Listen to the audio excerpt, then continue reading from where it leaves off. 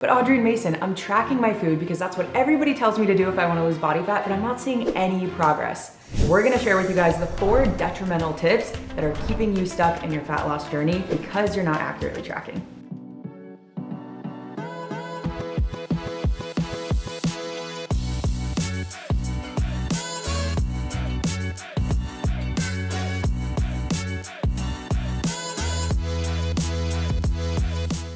Now, arguably one of the biggest mistakes that I made when I first started tracking my macros was I was just winging it every single day. So I would eat something and then I would go in and track it. And sometimes that left me with a lot of macros left, or I would just end up overeating one macro and being super under on the other. So the best way to set yourself up for success is pre-tracking out your meals. Now, I use MyFitnessPal. Personally, my favorite just because it is the largest database for food. So if you go out to a chain restaurant or you go to someplace like Chipotle, they're gonna have all of the nutritional data in there, so it makes it super easy for you. But I go into MyFitnessPal. Now you can see in MyFitnessPal, I already have my breakfast tracked out for the day. And typically what I'm gonna do while I'm making breakfast is I'll go in here and I'll plan out what I'm gonna have for lunch, dinner, and all of my snacks based off of what we have in the fridge and the pantry. If you start tracking and planning out your meals and you realize, oh my goodness, if I do eat all of this, I'm gonna be 40 grams of protein short, you can go in and make some adjustments to make sure that by the end of the day, if you do eat all of the meals that you had planned out already, you're gonna set yourself up to perfectly hit your macros for the day. Another thing that is super important, and this kind of goes along with pre-tracking, but it just saves you a lot of headaches,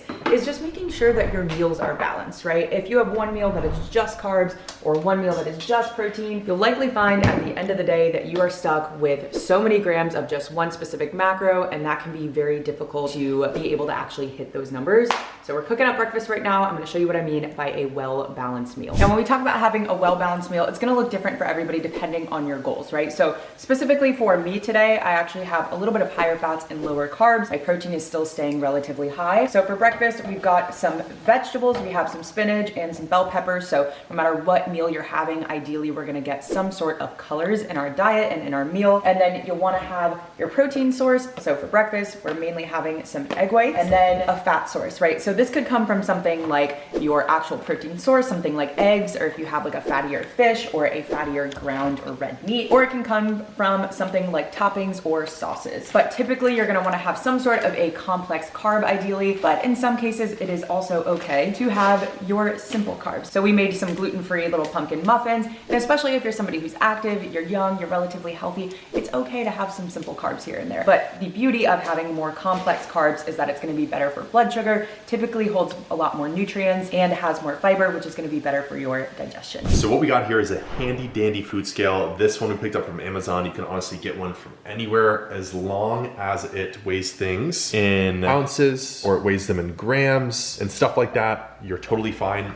And this is probably the biggest issue most people run into is just they're not tracking their foods. You don't know overall quantities of how much you're actually putting in your body. And if we don't know that, we know we're not accurately tracking. So we have some Cinnamon Toast Crunch Minis. Don't know why we have these. They've been in the pantry for about probably 2 months now and they're still full. We haven't been eating them too much, but we typically do like Cinnamon Toast Crunch. Nonetheless, for most people when they're pouring a bowl of cereal, right, you're just kind of aimlessly pouring in the bowl. Maybe that's a serving, maybe it's not, but we don't know for sure. So as you can see, one serving size from this box is just 41 grams, okay? And those 41 grams equate to 31 carbs, 2 grams of protein, and 5 grams of fat.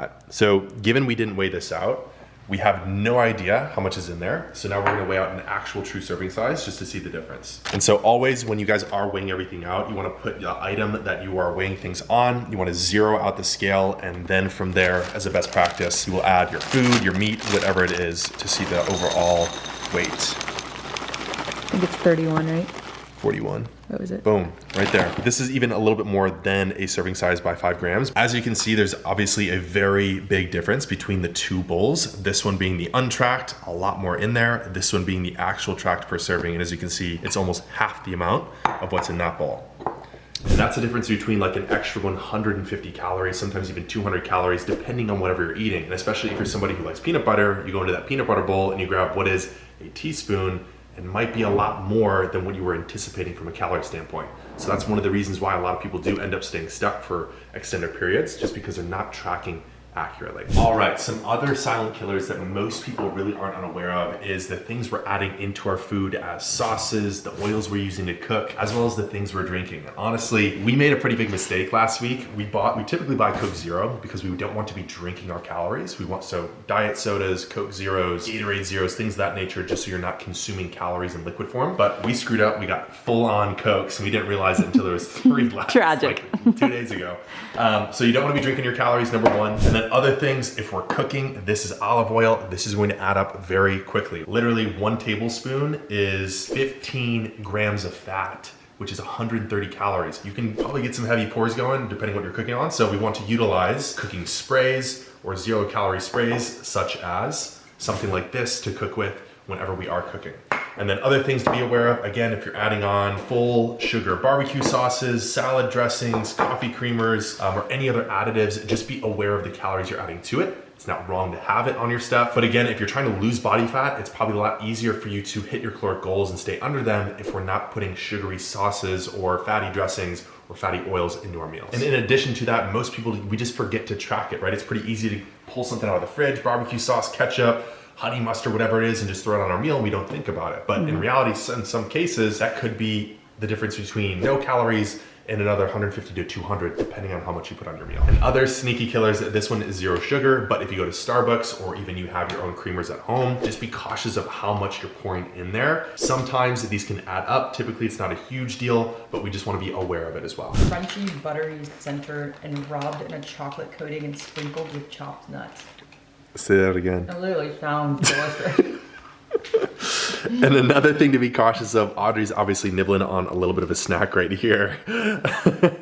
But these things do add up. So if you have kids, if you have little snacks, little treats, anytime you grab something, you eat something, if you do it even just a few times throughout the day, that adds up as well. That could be a sneaky extra 200 to even 400 calories, depending on how many nibbles and bites you're having throughout the day. Call me out. So we hope this video shines some light on some potential things that you're doing wrong with tracking your macros and give you some more insight to what to do instead to make hitting them a lot easier. Thank you guys for tuning in to this video. If you enjoyed it, share it with somebody who you think could find this useful. Give us a like, give us a subscribe if you haven't already, and we will catch you guys in the next video. Peace.